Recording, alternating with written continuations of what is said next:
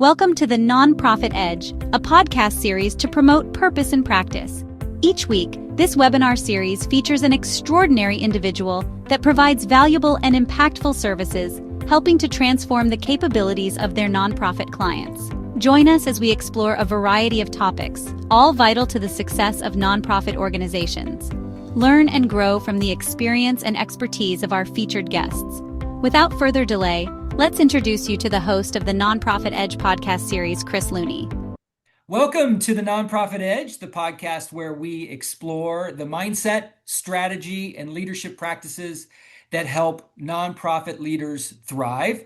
Today's conversation is about something that sounds simple, but is incredibly powerful: agency. Your ability to choose your next move, even when you cannot choose your circumstances. Nonprofit leadership is demanding. Budget shifts, staff transitions, donor expectations. The pressure is obviously very real, but in the middle of all of that, there is still one thing you can always have, and that's the ability to choose your response. So that's what this episode is all about: reclaiming, restoring, and leveraging your agency.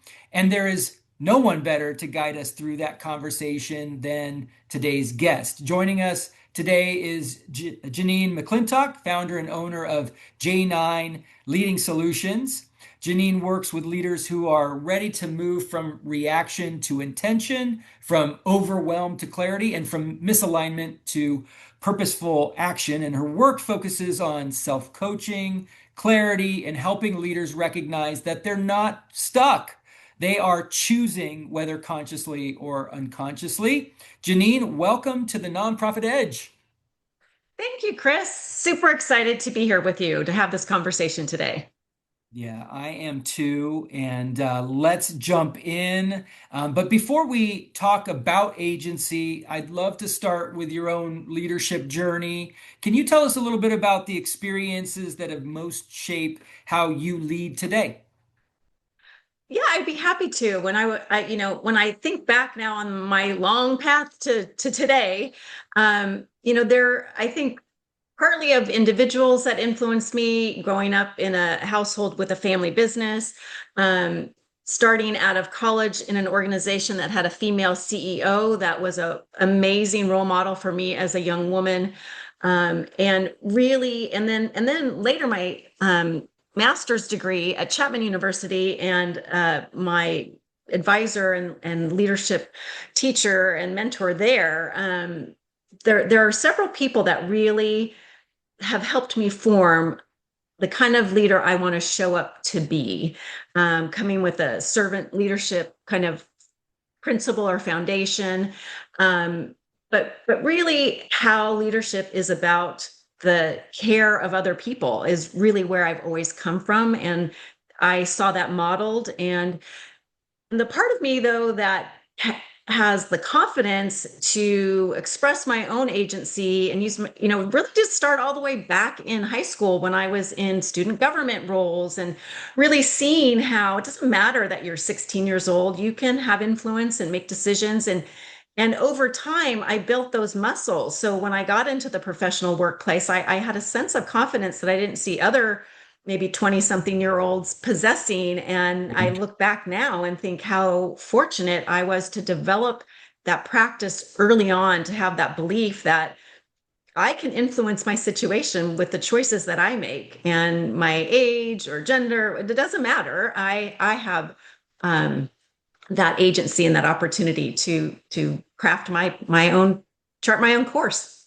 Yeah, well, and it's a good reminder to all leaders out there of the same thing, that they have agency. Was there a moment in your career when you realized you were either giving away your agency or reclaiming it? Yeah, when I felt the moment of, "Oh, why is this happening to me?" was when the company I worked for was acquired, and I had been there 18 years, very secure and happy in my job and my role. And, it was that moment of feeling like the rug was yanked out from underneath you. And it could have been a time where I really withdrew and forfeited my agency and crumbled under the stress of the situation, or or just kind of took the path of least resistance. I was married with a young child. Maybe I could have just stopped working altogether. It could have been an easy out, but I was able to self coach and reclaim my agency and allow me to find my path to being a consultant and executive coach and author and all the things that I am, almost 20 years later after that kind of pivotal Yeah. moment in my life. Yeah. No, that's great. And I'm sure most everyone has these big moments where they have to ask themselves some big questions and figure out what they're going to do next and figure out how to make that decision for themselves. And so you provide some great wisdom and training through your book, Stir It Up. And I'm hoping everyone will find their way to getting a copy of that for sure. I'm sure we'll have a chance to talk a little bit about that book through the course of our conversation. But I'd love to know how self-coaching became so central to your leadership philosophy.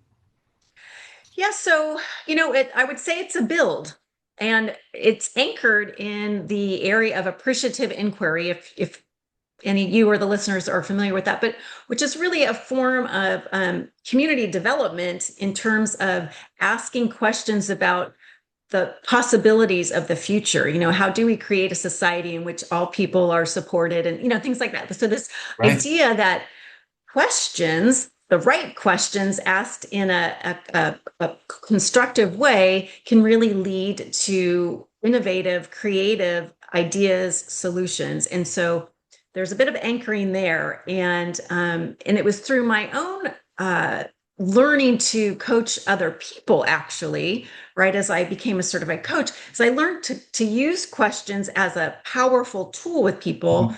Then I began to see, we can apply these questions to ourselves because not everybody has the opportunity to work one-on-one with a coach. And so really evolving from what I was doing when I was in my management role in a corporate uh, context.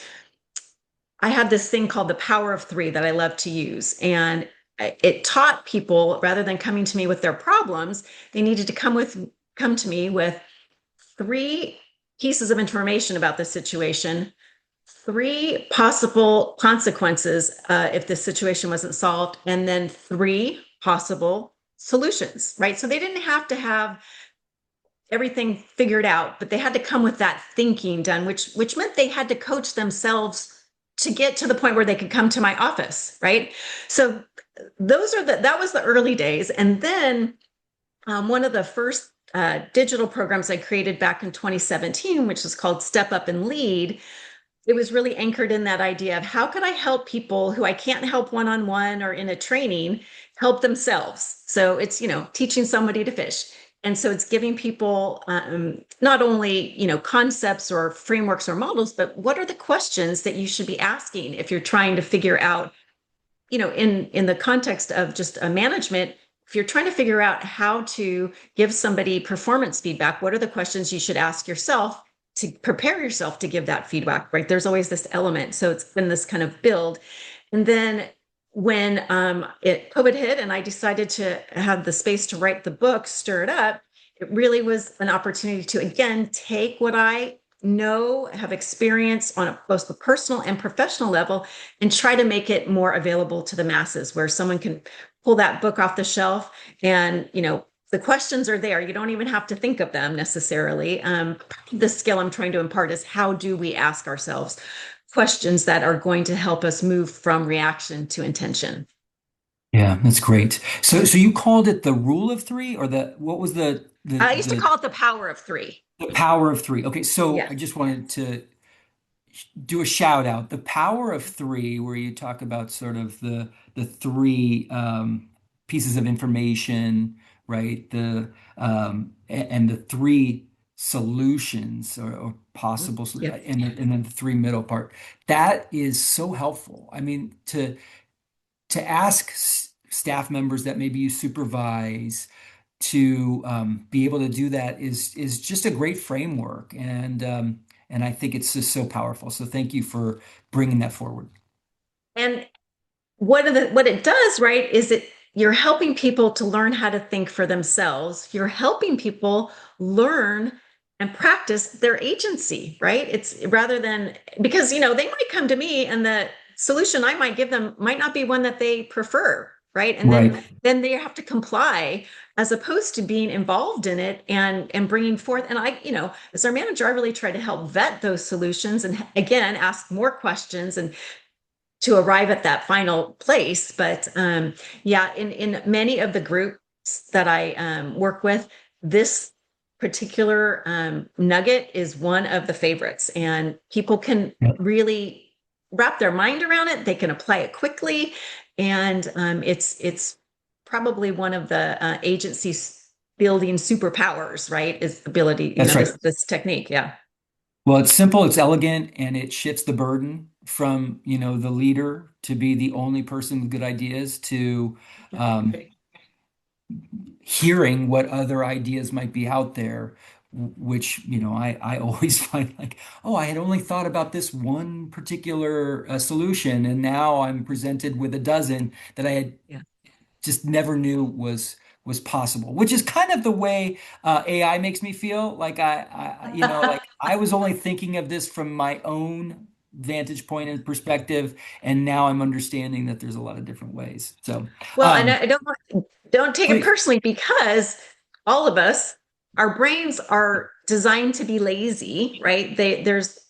It monitors how much cognitive energy it wants to put out, and so we default to the things we kind of are most familiar with, and those ideas and solutions that our brain can grab quickly. And to really dig down to those new, creative, innovative ideas take some parsing away of what we know, and so that kind of taking input from other people and other sources, whether it's artificial intelligence or your team members, really does help land the organization in a better decision making place, right, than if the leader who is kind of, and a lot of leaders pride themselves on being quick decision makers and that sort of thing, but right. we do default to kind of what is proven and what is known, and that might not be the best answer.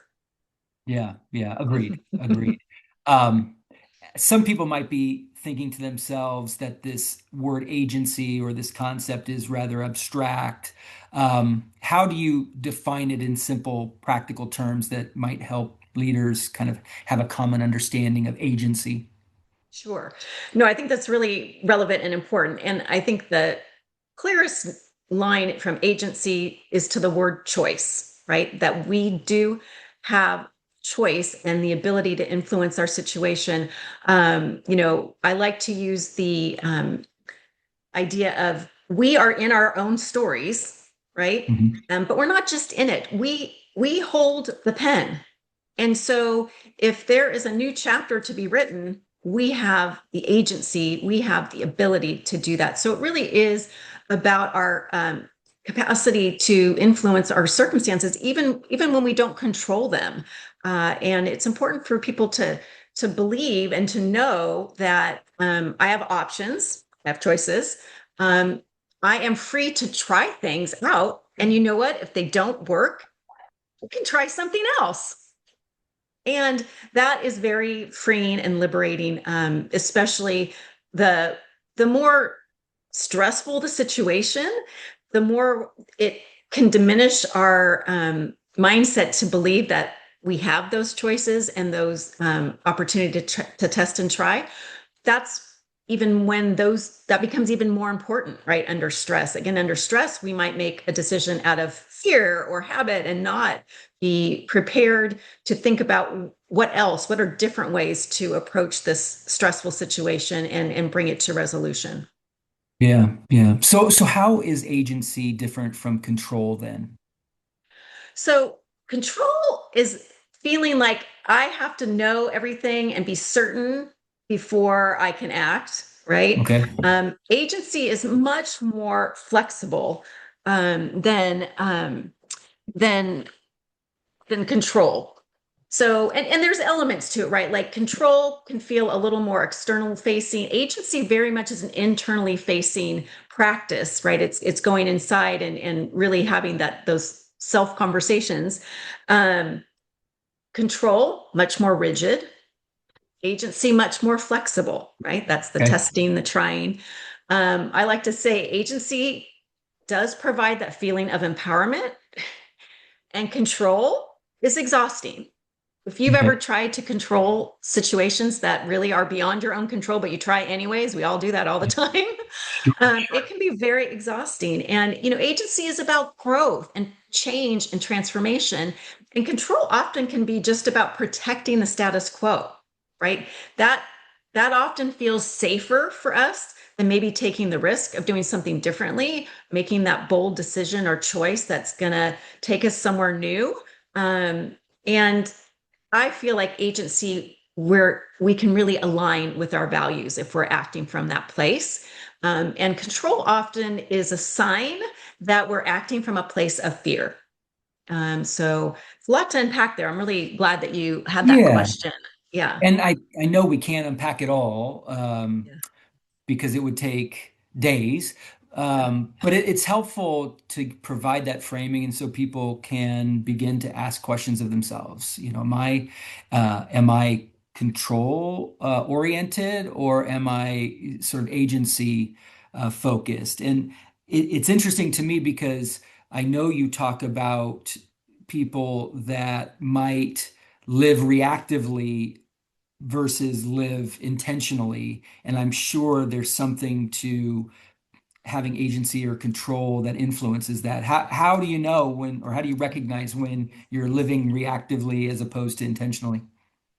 Yeah, well, and because part of the paradox of it all is that often some of the signs that we're living reactively don't we're not making the space to pause and think so that we can act intentionally, right? So one first signal is that you're acting in the sense of urgency all the time, right? Because that means you're just trying to run on that hamster wheel as fast as you can, and you're not stopping long enough to reflect about anything, right? And so that can be a sign that you're reacting. Everything is urgent.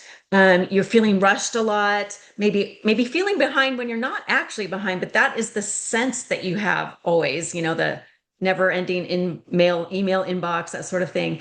And what also happens is we default, even if you've done lots of personal, professional development, when we are in this reactive mode, we default to our old patterns of behavior. And so things that maybe we've gotten better at, we see ourselves slipping back into patterns that we worked hard to change even.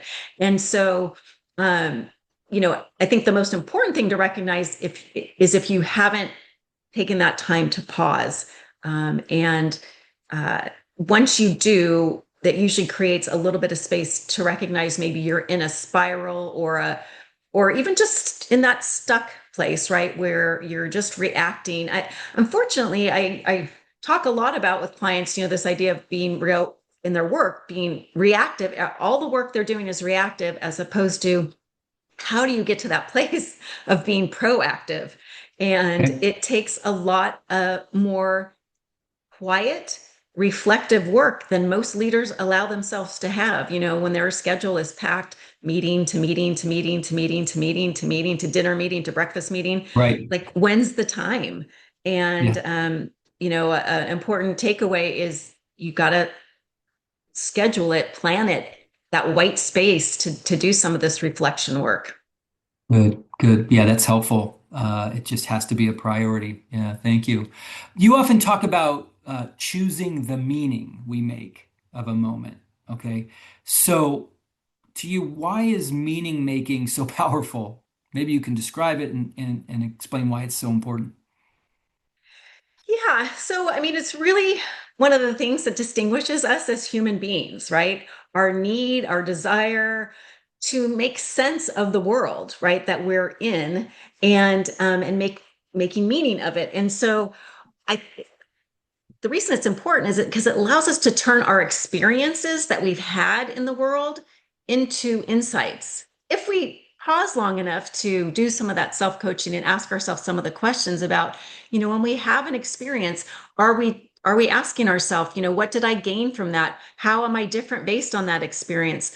What did I learn from that experience? So our desire, it's innate in our species to try to figure out how we fit and how we are in the world and how do we make sense of it.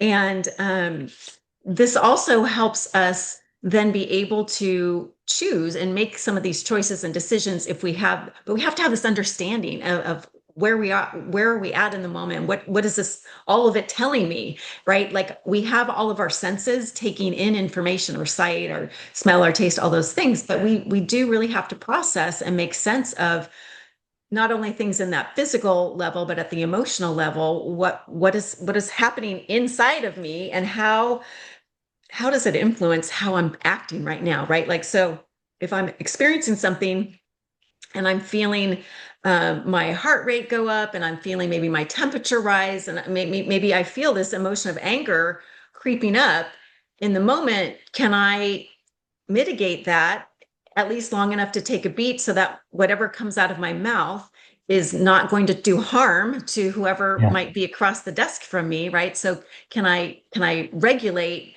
some of that? That's what we call emotion intelligence. Can I regulate some of those feelings that I might arise as I'm trying to make sense of the situation when I maybe don't have all the facts, right? That's often when a spike like the emotion like anger will happen, because we're taking in information still, and we're already assigning meaning before we maybe have all the information. That's why asking questions and even when we think we know, well, two things: when we think we know enough information to form this opinion, or that we've made the meaning, we might want to ask a few more questions, because often really that isn't going far enough. The other thing I like to think when I immediately jump to um, not agreeing with something that I'm hearing or the situation I'm in, I'll ask myself is, what is the grain of truth in this? There's always some grain of truth, right? And so that just causes me to stop. And really what it does is I'm catching myself judging a situation without maybe all the information, or really maybe coming from a particular point of view or bias. And that allows me to step back and see the situation a little more broadly. And that Yeah. allows and invites in, if you're in a communication with somebody, that invites in space to have constructive dialogue instead of dysfunctional, conflict or argument. Yeah, great. So great. Um, Reclaiming agency and restoring agency is an important theme of your work. Can you tell me like the most common ways leaders unintentionally give away their power? Yes, I'd be happy to do that, because and it's interesting to call out that distinction about, giving away our power versus forfeiting that agency. Because when we give away power, that is letting others influence or decide or dominate what's happening. And we can do that as well, and we do that. But when we forfeit our agency, that's more internal. And that really, if you think about it, is you're abandoning your own ability to choose and align with your values and to act with intention. And that's a big sacrifice to make, right? And so some of the ways that leaders unknowingly or sometimes knowingly forfeit their agency is, so kind of goes back to what we talked about before. They act from urgency, right? They allow, you've heard the whole, if everything is urgent and important, then nothing is. And I see lots of leaders, unfortunately, operating in that kind of, and Sure. it's, we can attribute it to the chaos of the work environment and the world for that matter right now. But at the end of the day, it's only if we can stop that movement from urgency and really take it into that reflection, and allows us to act with intention. Yeah. Same thing. This is actually probably one of my, the most important ones I want to share is they default to old identity scripts, right? Okay. So I have to be the strong one. That's a script that I have. Goes all I the way see. back in my life, right? I've got to be strong. Got to be strong for my family. I've got to be strong for my, and sometimes maybe even if I've learned that that doesn't always have to be my script, I can forfeit my agency if I allow that script to drive decisions in a way that really aren't serving me and the situation anymore, right? So we have these scripts. I can't say no. That's another script that's really common for leaders. I can't say no, right? Yes, you have the agency to make boundaries for yourself, and when you don't make those boundaries, you forfeit your agency, right? When you say no, when you just it's not the right fit for what's going on right now, right? Doesn't mean that might not be something later for you, but that one's really important to really just maybe this could be something any listener wants to do is I invite them to consider what are the scripts that you operate under, and some you might want to keep, but some you might want to be mindful of because in operating from that script, you are forfeiting your agency. That's a really big question that you might want to do some self-coaching around. Yeah. Yeah. And kind of tying together, right? Saying yes when they want to be saying no, ignoring your own signals, right? If you've ever heard the term, our body talks, and so tense shoulders and neck and tight jaw, like some of the things in our own physical being will give us signals that you're not operating from a place of agency. You're operating from a place of distress. And so maybe listen when the body is talking to you is another way to do it. And, you know, when we start letting other people's emotions or behavior influence how we show up, because maybe if someone else is coming at us strongly, we withdraw or we avoid, right? And that I'm forfeiting my agency in doing that because it's not achieving any positive outcome for anybody if I do that. And just I think I'll end this particular question. I can keep going on, but is that idea of boundaries I mentioned earlier, that if we, especially another question I like to ask people or have people ask themselves is, what boundaries have you abandoned? Right? You may have had this intention of I'm setting this boundary, every morning from 6 a.m. to 7 a.m. I'm going to keep for exercise or meditation or whatever you want to use that time for.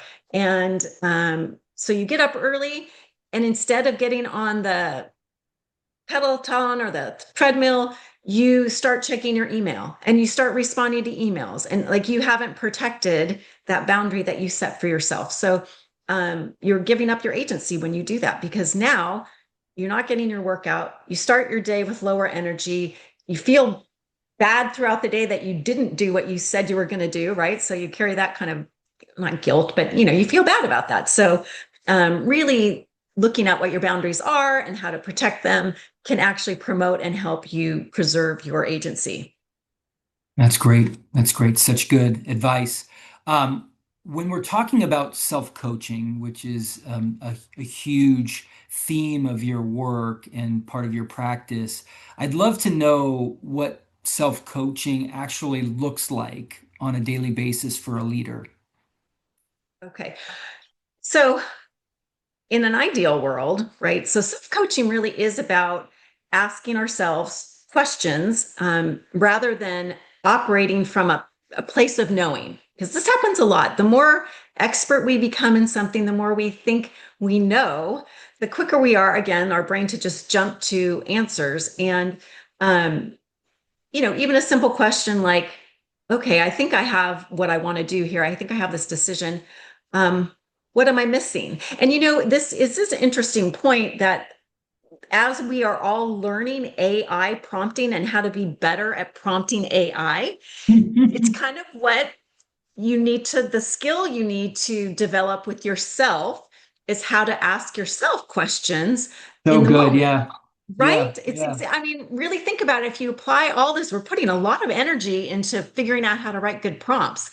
And it's like, okay, Right. well, how do you prompt yourself? And so like one of the things you do with AI is you ask a question and you'll say, well, what else am I missing? Okay, well, do we ask ourselves that question? Right? So Right. in terms of daily practice, it would be really, again, if I was working with someone directly to kind of teach the skill of it, I would say, okay, I want you at least 3 times today to ask yourself a question when you would have just typically moved on to the next task, right? Okay. Where can you Yep. pause and ask a question? And so that's really the simplest way to think about it. And part of why you want to do that is because then it does create that sense of agency in yourself, because you're asking the question and you're feeling more deliberate in what you're doing and more intentional about your choice. And that builds, all of this builds confidence, right? And it helps create clarity for ourselves and for our workplace.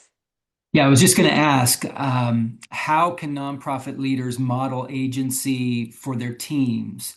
And I think we kind of found one of those answers, I believe, when we were talking earlier about the three or the 9 questions, or the 3 questions that Yeah.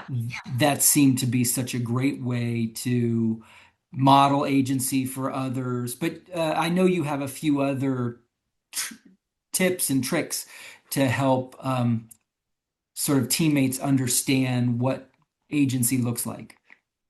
Yeah. Well, what do you think? Do you want to go through those questions as a way? Sure. Yeah. So, okay. So if you're in the leadership and even you're a team member, you don't have to be the leader of the team. If you're on the team Right. and you wanted to teach them kind of a little bit more about what this is in practice.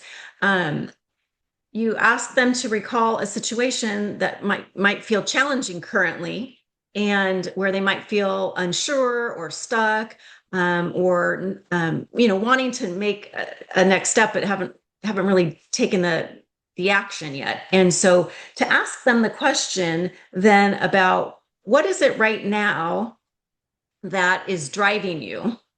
Is it fear? Is it habit? Or is it choice? Okay. And then, those of you listening, if you want to give some thought to that question, and then depending where you land, there are some follow-up questions that you can answer or ask yourself, right? Again, this is the self-coaching. So if you thought, gee, right now I really am coming from a place of fear. Fear is really driving me, and it's actually driving me into paralysis. And I have been stuck on this same problem for a couple months, right? So then you want to ask yourself the question about what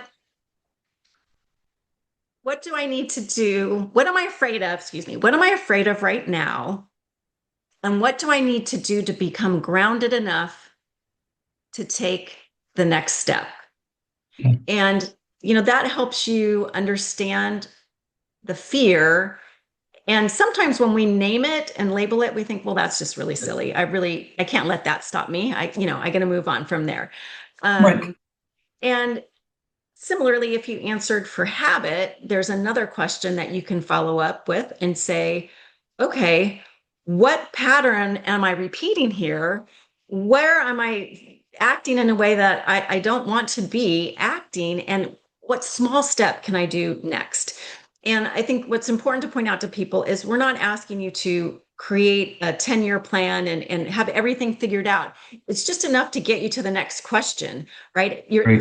The next thing you might to do is to take a deep breath and then think, get your brain settled a little bit more so you can think a little more clearly on what the next practical step might be. So sometimes the next step is really just to kind of calm yourself, self-regulate, Right. so that you can do that. And then if you answered right now to this question that is challenging you, that you feel like you're coming from a place of choice, then you are in a place of using that agency and leveraging it. And I just want people to notice how that feels so that they can then appreciate the feeling and know that that's a feeling that's worth striving for, right? Having feeling that you've got that kind of choice. And one of the in this exercise, so if you do this exercise within a group or team, it teaches people that difference of like what's happening when you operate from fear or habit or choice. So that's Right. really a practical kind of thing to do. And then there are a couple other questions that you can pose to the group. Uh, One would be, in this moment, what choice do I have? Right? Again, it's just in this moment, what choice do I have? That's a simple self-coaching question to help with our agency. Another question would be, if I were the most aligned version of myself, meaning I'm fully acting in alignment with my values, what would I do? Mhm. Right. So it's partly teaching people these questions, or teaching people how to use questions in this way to create that space to know and see that there's possibility and choice in front of them. And part of that organizationally is inviting team members into that decision making, inviting them into that collaboration, and you'll get a great deal of accountability and innovation when you do make this more of a something you're consciously practicing and talking about in the organization. Yeah. Well, accountability and inspiration, and being able to meet high expectations are so important. And so to know that this is an exercise or a path that allows you to maintain accountability and to promote high achievement, at the same time as it strengthens the team is so valuable and so important. And I know a lot of it comes through clearly in your book, Stir It Up. I keep saying stir it up, No stir it problem. up.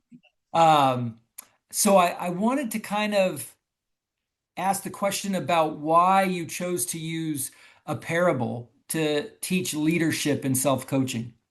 Yeah. Um, because it was way more fun is my Okay, truth. fair.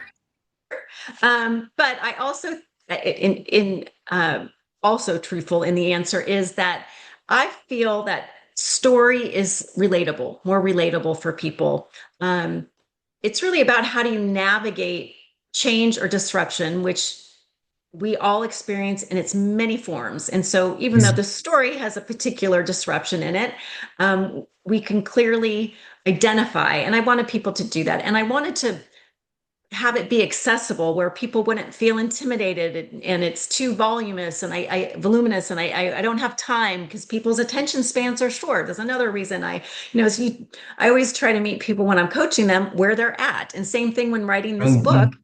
I wanted to meet people where they were at and bring them something that they could relate to, that would be easy to read to and be accessible in terms of applying the ideas to themselves, right? And having them be useful to people. Yeah, yeah, that's great. So that makes a lot of sense, why you would choose to sort of use the storytelling and the parables to teach. What do you hope readers recognize about themselves through that story? Yeah, so my highest want and desire is for people to know that they have what they need inside of them already.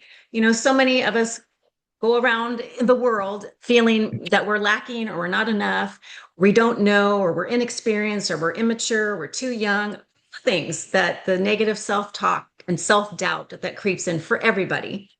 And I want this book and this work to help quiet that voice for people, to allow their own voice to be heard, to know that the answers are in here. And if Yeah, you ask yourself some questions, you might find it. And I was saying earlier that it doesn't mean this is solo work, that you're on your own, no help out there for you. In the right. story, our main character, through her self questioning and taking action, she gets a mentor and she joins a peer group, and she, leans on her social relationships for support, and enables her to be cared for and care for others, which that to me is at the core of any healthy leader and team, is really feeling that level of connection and care and concern for one another. And when we do that is when we really can do good work together.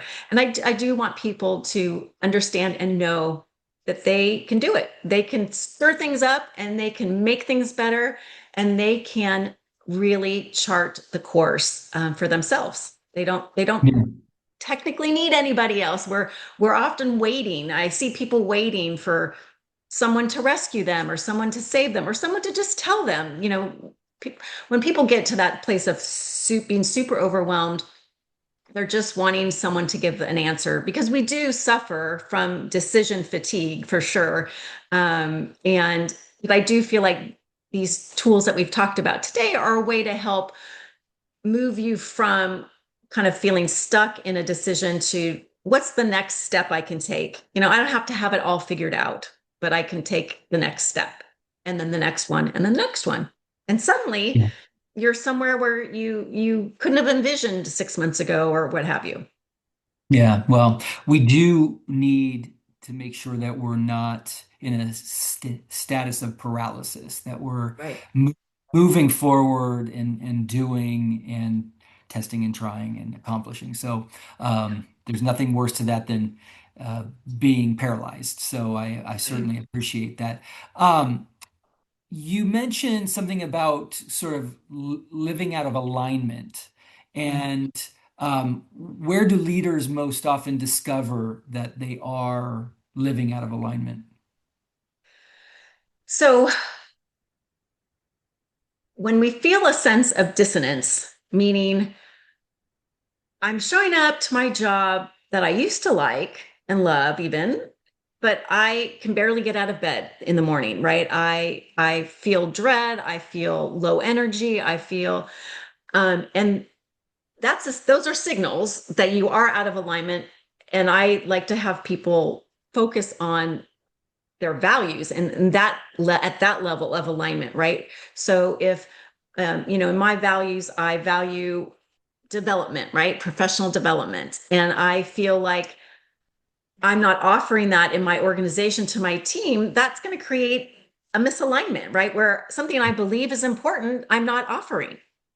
And Right. um, if I pay attention, I realize, hey, I can seek out a group like Fulcrum. They have training for emerging leaders. I can send my leaders there.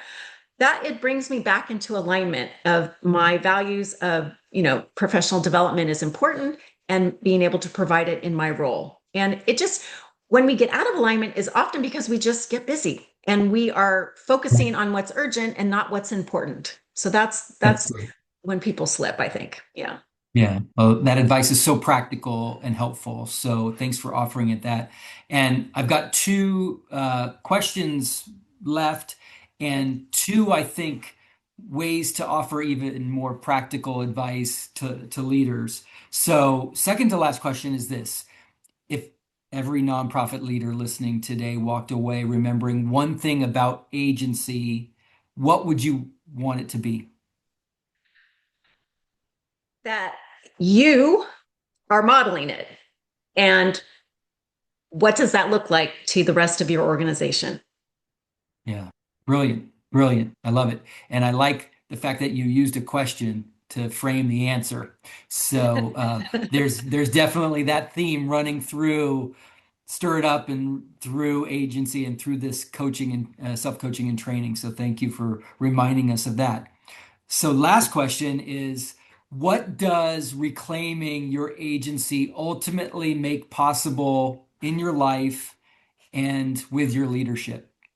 Provides that level of confidence I think people are looking to develop. So it helps build confidence and help you truly embrace the idea that anything is possible. Really, that's what it is to me. It cracks open this idea of possibility. And, the world is your oyster, as corny as that may seem, I feel like that's what agency is, that helping you see that you are empowered and you have the ability and the if you find the fortitude, right, to maybe ask the hard questions and explore, it's I this is one of my personal beliefs, that life is an adventure. Work is an adventure, life is an adventure. And adventure can be scary and it can be fun, right? It can hold both things.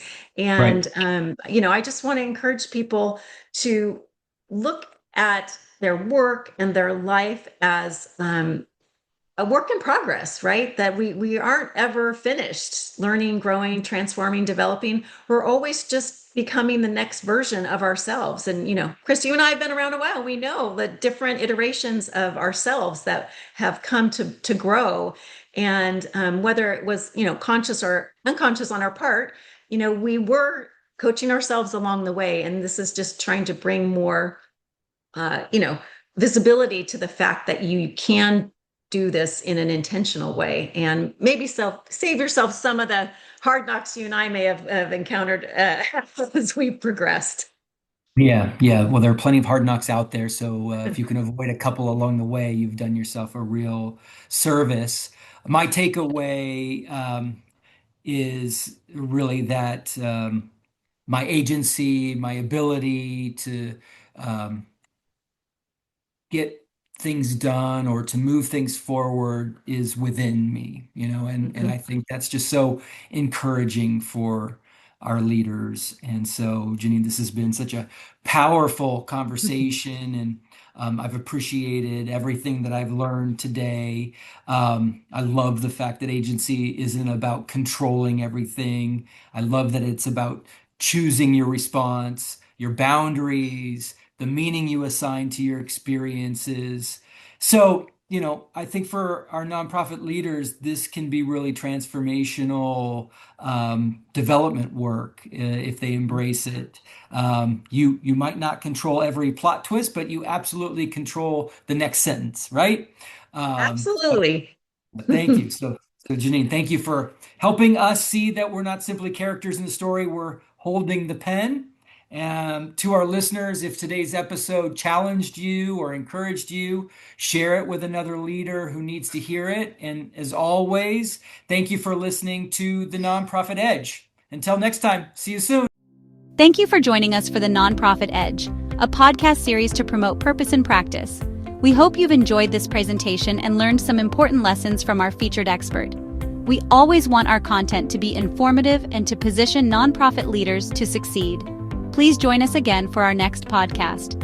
In the meantime, we wish you all the best and encourage you to learn more about Fulcrum Nonprofit Leadership by visiting our website at www.fulcrumleader.com.